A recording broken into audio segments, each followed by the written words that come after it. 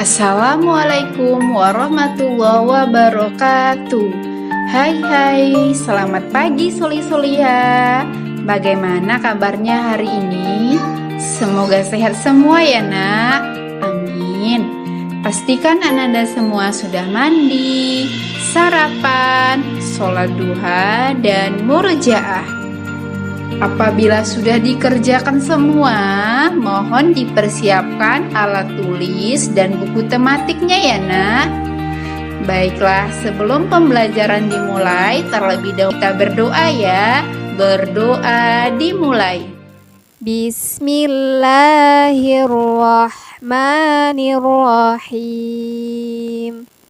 Raditu billahi rabba wa bil islami dina wa bi muhammadin nabiyyan wa rasula rabbi zidni ilma warzuqni fahma amin.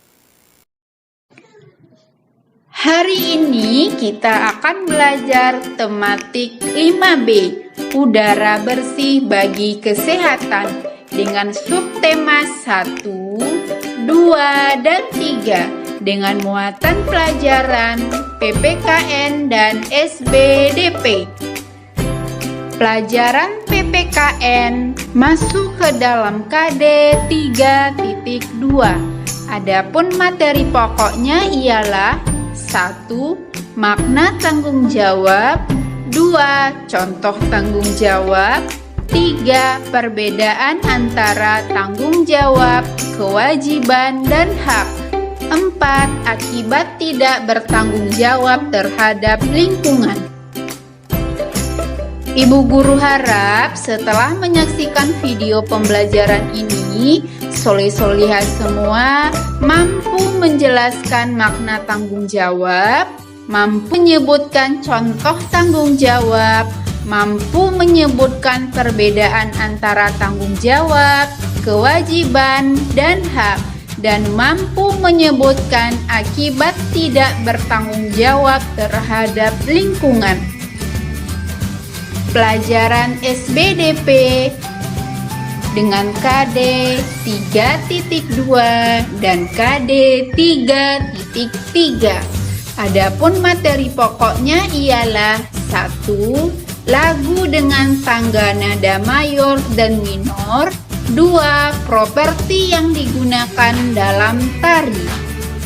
Ibu guru harap Soli-Soliha semua mampu menyanyikan lagu dengan tangga nada mayor dan minor dan mampu menjelaskan properti yang digunakan dalam tari. Sebelum masuk ke materi, Bu Guru akan membahas tugas minggu lalu, yaitu pelajaran bahasa Indonesia tentang peta konsep. Berikut kunci jawabannya. Peta konsep. Udara dibagi menjadi 2, udara bersih dan udara kotor. Udara bersih ciri-cirinya tidak berwarna, tidak berbau, tidak berasa, tidak tercampur dengan benda asing, dan terasa sejuk. Sedangkan udara kotor berwarna basah, berupa gas buangan, seperti asap yang berwarna kelabu atau putih. Nah, sudah paham semua ya nak materi minggu lalu? Selanjutnya kita akan masuk ke materi hari ini. Setiap manusia memiliki tanggung jawab. Apakah Soli-Soliha tahu apa itu tanggung jawab? Iya, benar. Tanggung jawab adalah suatu perintah atau amanat yang harus dilaksanakan dengan rasa yang ikhlas. Tanggung jawab setiap orang tidak selalu sama. Untuk lebih jelasnya mengenai tanggung jawab, coba Ananda perhatikan contoh-contoh tanggung jawab berikut ini. 1. Tanggung jawab sebagai makhluk Tuhan. Contohnya, rajin beribadah, berbuat baik terhadap sesama, selalu bersyukur dan menghargai orang lain yang sedang beribadah. 2. Tanggung jawab sebagai anak.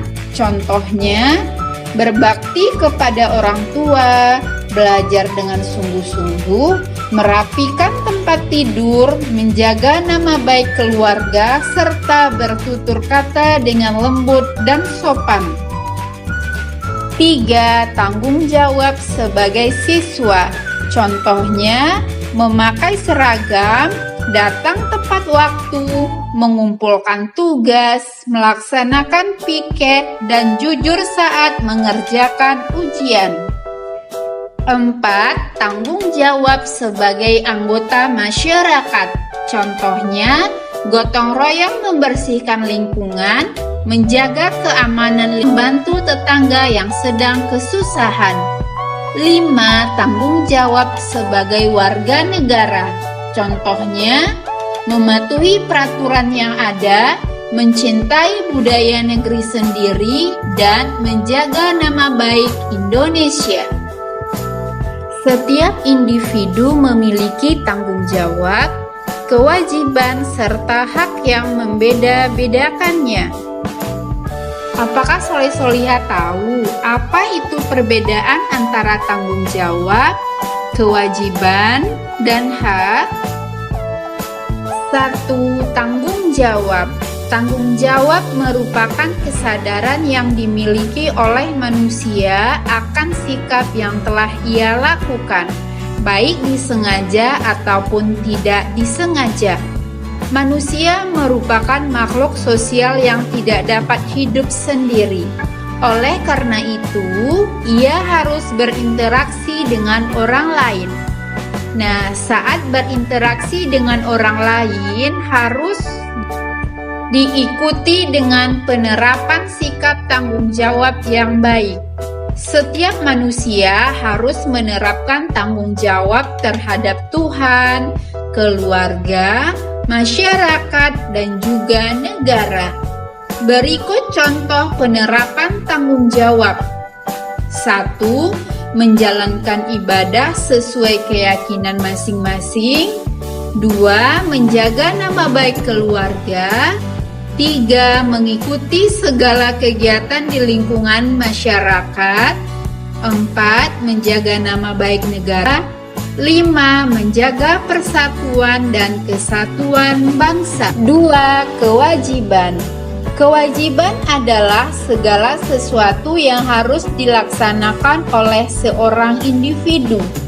Jika kita ingin mendapatkan hak, maka kita harus melaksanakan kewajiban terlebih dahulu.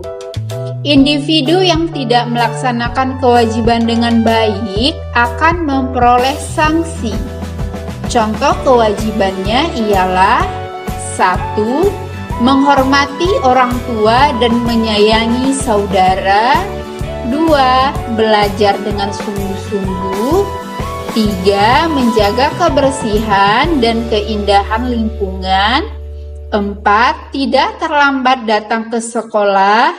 5. Menghormati guru. Selanjutnya, hak. Setelah kamu melaksanakan kewajiban dan tanggung jawab dengan baik, kamu akan memperoleh sebuah hak.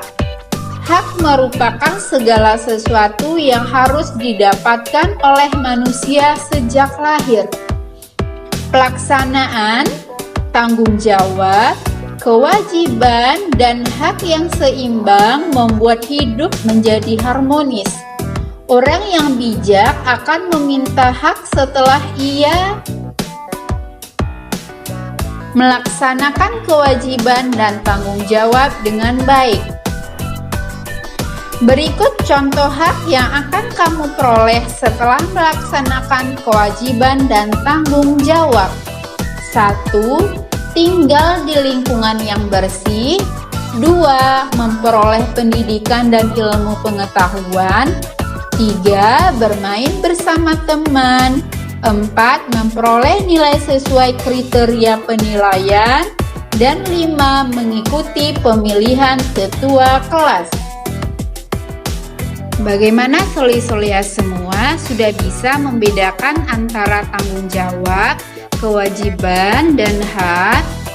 Nah, kalau sudah paham, selanjutnya Bu Guru akan menjelaskan tanggung jawab, kewajiban, dan hak terhadap udara bersih di lingkungan sekitar. 1. Tanggung jawab menjaga kebersihan udara. Udara bersih merupakan kebutuhan setiap manusia. Oleh karena itu, kita bertanggung jawab untuk menjaganya. Tanggung jawab terhadap udara bersih antara lain sebagai berikut. 1. Mengurangi asap kendaraan. Asap kendaraan merupakan salah satu penyebab pencemaran udara. Oleh sebab itu, kita bertanggung jawab untuk mencegahnya dengan cara mengurangi pemakaian kendaraan bermotor. 2. Bersepeda atau berjalan kaki. Jika kalian ingin mengunjungi tempat yang berjarak tidak jauh, sebaiknya mengganti penggunaan kendaraan bermotor dengan bersepeda atau berjalan kaki. Selain mengurangi pencemaran udara, bersepeda atau berjalan kaki juga menyehatkan tubuh. 3. Tidak membakar sampah. Membakar sampah menghasilkan asap yang mencemari udara. Apabila pembakaran yang dilakukan di permukiman, udara di sekitar pemukiman menjadi kotor dan dapat membahayakan warga yang menghirupnya. Kita sebaiknya tidak membakar sampah karena sampah yang dibakar dapat melepas gas-gas berbahaya. Solusi dari pembakaran sampah adalah melakukan kegiatan 3R, yaitu reduce, reuse, dan reshape. 2. Kewajiban menjaga kebersihan udara. Udara bersih semakin sulit didapatkan di perkotaan. Asap kendaraan dan polusi menyebabkan udara bersih semakin berkurang. Oleh karena itu, berkewajiban sebagai berikut. 1. Mengurangi penggunaan kendaraan. Masyarakat dapat menggunakan kendaraan umum seperti bis atau kereta. Penggunaan kendaraan umum dapat mengurangi polusi yang mencemari udara. 2. Melakukan penanam pohon. Penanaman pohon dapat menyegarkan lingkungan dan mengurangi pencemaran udara. Pohon-pohon juga menghasilkan oksigen yang dibutuhkan manusia untuk bernapas. 3. Menjaga kelestarian lingkungan. Salah satu kewajiban menjaga udara bersih adalah menggunakan kendaraan yang ramah lingkungan, misalnya sepeda. Menggunakan sepeda untuk bepergian jarak dekat dapat mengurangi polusi udara. 4. Mengurangi penggunaan gas-gas kimia. Gas-gas kimia dapat mencemari udara serta merusak lapisan ozon. Udara yang tercampur dengan gas kimia dapat membahayakan paru-paru ketika dihirup. 5. Asap pabrik. Kegiatan pabrik menghasilkan limbah yang dapat mencemari sungai dan juga asap yang mencemari udara. Asap pabrik merupakan gas-gas sisa pembakaran kegiatan pabrik. Gas-gas itu dibuang ke udara. Pembuangan gas itu dapat menyebabkan udara di sekitar pabrik tercemar dan berbahaya bagi pernapasan. 3. Hak memperoleh udara bersih. Setelah kamu melaksanakan kewajiban dan tanggung jawab terhadap kebersihan udara di lingkungan sekitar, kamu akan memperoleh hak, yaitu 1. Menikmati lingkungan sehat. 2. Terbebas dari pencemaran lingkungan. 3. Memperoleh udara yang bersih dan sehat. 4. Memperoleh lingkungan yang sehat dan nyaman. Dan 5. Terbebas dari penyakit. Penerapan kewajiban, tanggung jawab, dan hak. 1. Kewajiban. Contohnya, menghargai pendapat orang lain. 2. Menghormati perbedaan dengan antar peserta musyawarah. 3. Mengangkat tangan sebelum berbicara. 4. Melaksanakan musyawarah dengan semangat kekeluargaan. 2. Penerapan tanggung jawab ialah melaksanakan keputusan musyawarah dengan sungguh-sungguh. Tujuan dilaksanakannya musyawarah adalah untuk mencapai keputusan yang telah disepakati bersama. Oleh karena itu, setiap peserta musyawarah bertanggung jawab melaksanakan keputusan dengan sungguh-sungguh. Menaati tata tertib musyawarah. Musyawarah memiliki tata tertib yang harus dilaksanakan oleh seluruh peserta. Menghargai hasil keputusan musyawarah. Apabila hasil keputusan musyawarah tidak sesuai dengan keinginan kita tetap bertanggung jawab menghargainya. Keputusan musyawarah dihasilkan dengan berbagai pertimbangan. Jika ada yang kurang berkenan dengan hasil keputusan musyawarah, ia harus menyampaikan kritik dengan santun. 3. Penerapan hak, yaitu menyampaikan pendapat atau saran. Memberikan kritik terhadap hasil keputusan musyawarah. Memperoleh hak yang sama dengan peserta lain. Setiap peserta musyawarah memiliki hak yang sama. Mereka berhak menyampaikan pendapat ataupun saran dalam memutuskan hasil musyawarah. Pemberian hak yang sama antar peserta merupakan wujud penerapan kewajiban dan tanggung jawab dalam musyawarah. Bagaimana anak-anak Bu Guru sudah paham dengan contoh penerapan kewajiban, tanggung jawab, dan hak? Nah, kalau sudah, selanjutnya Bu Guru akan menjelaskan akibat tidak bertanggung jawab terhadap lingkungan. Bertempat tinggal di lingkungan yang bersih merupakan keinginan setiap manusia. Lingkungan bersih membuat tubuh sehat dan terhindar dari penyakit. Namun, masih ada warga yang tidak bertanggung jawab terhadap lingkungan. Nah, berikut ini contoh sikap tidak bertanggung jawab terhadap lingkungan. Ialah 1. Membuang sampah sembarangan. 2. Mempersempit selokan air untuk dimanfaatkan sebagai jalan. 3. Menumpuk sampah hingga menimbulkan lalat. 4. Membakar sampah di sekitar permukiman. 5. Menggunakan pupuk berbahan kimia untuk tanaman. Nah, apabila solih-solihah menerapkan sikap-sikap di atas secara terus-menerus, lambat laun akan menimbulkan berbagai akibat yang merugikan kita semua. Akibat tidak adanya sikap bertanggung jawab terhadap lingkungan antara lain ialah pencemaran lingkungan, sumber penyebaran penyakit, meningkatnya kriminalitas, banjir, aturan di lingkungan tidak berjalan dengan baik. Akibat tidak adanya sikap tanggung jawab di sekolah. Sikap bertanggung jawab juga harus diterapkan di lingkungan sekolah. Kebersihan dan keindahan sekolah merupakan tanggung jawab semua warga sekolah. Warga sekolah meliputi seluruh siswa, guru, dan juga para penjaga. Contoh sikap tidak bertanggung jawab terhadap lingkungan ialah membuang sampah sembarangan, menginjak tanaman dan rumput sekolah, mencoret-coret dinding kelas, merusak meja dan kursi kelas, tidak melaksanakan piket kelas. Nah, jika warga sekolah tidak melaksanakan tanggung jawab dengan baik, maka akan menimbulkan akibat yang merugikan seluruh warga sekolah.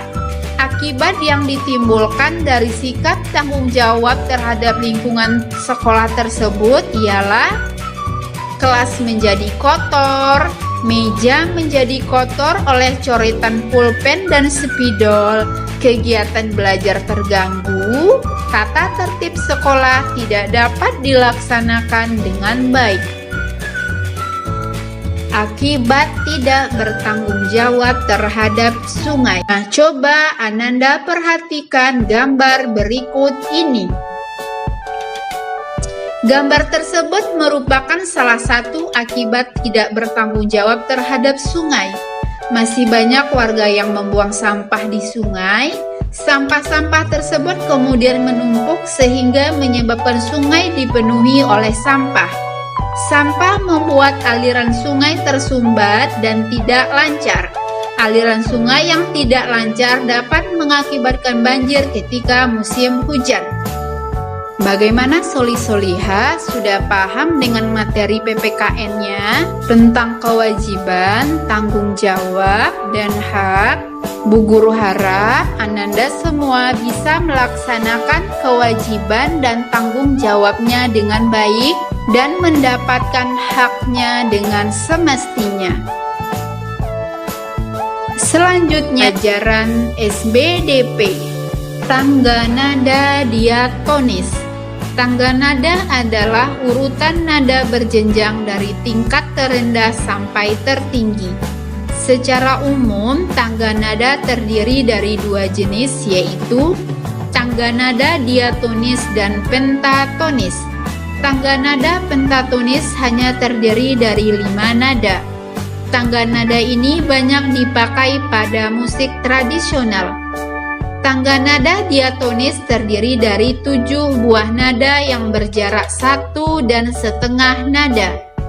Tangga nada ini menjadi 2 kelompok, yaitu tangga nada diatonis mayor dan tangga nada diatonis minor. Pertama, kita akan membahas tangga nada diatonis mayor. Berikut lambang tangga nada diatonis mayor. Adapun ciri-cirinya ialah dinyanyikan dengan gembira, seperti lagu-lagu wajib yang bersifat semangat. Selain itu, lagu biasanya diawali dan diakhiri nada do.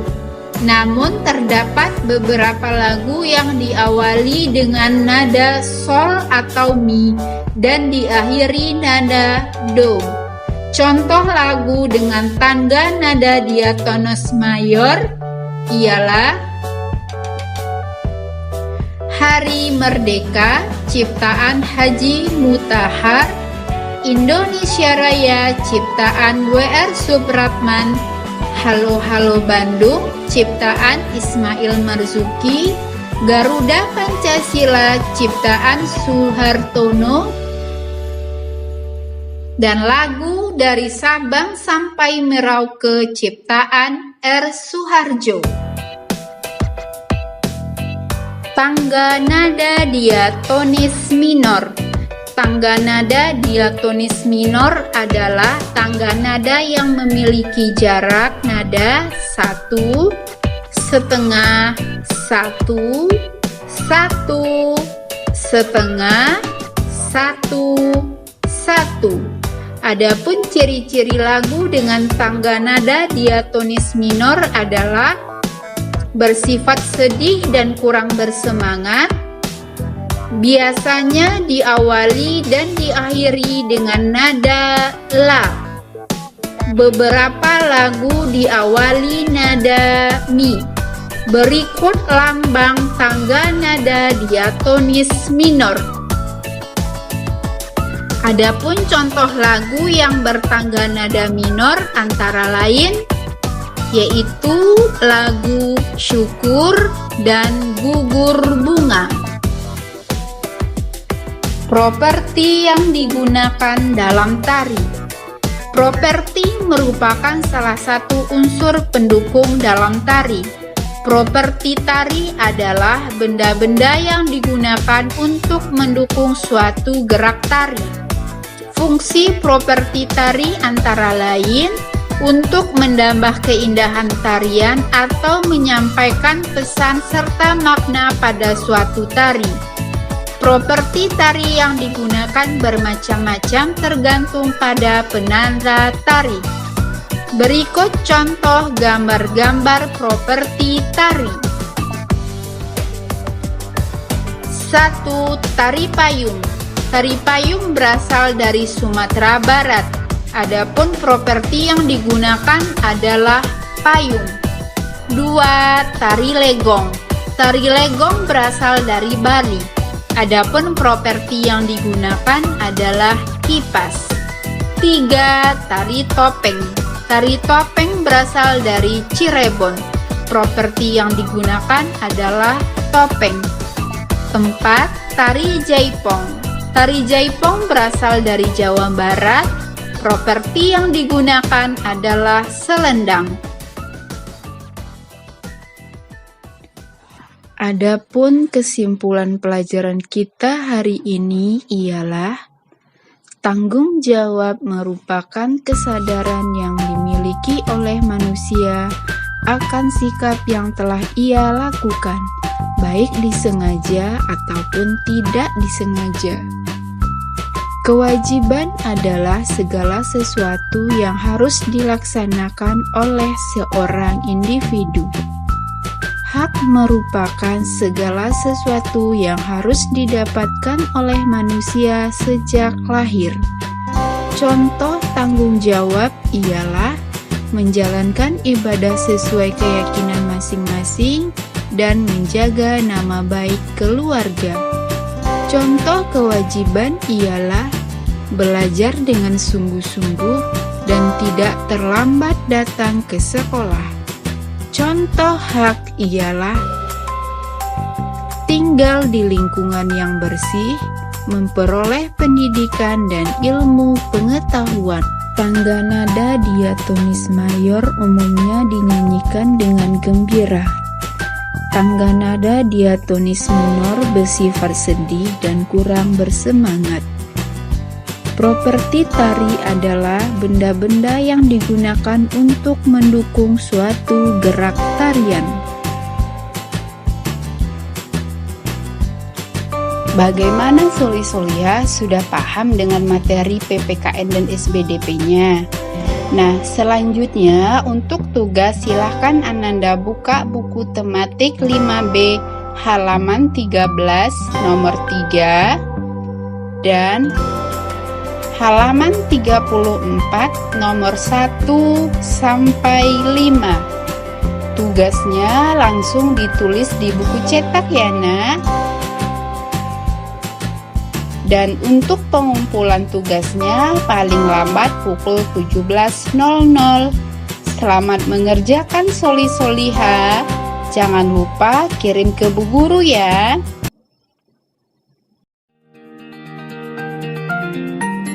Alhamdulillahirabbil alamin. Pembelajaran hari ini telah selesai.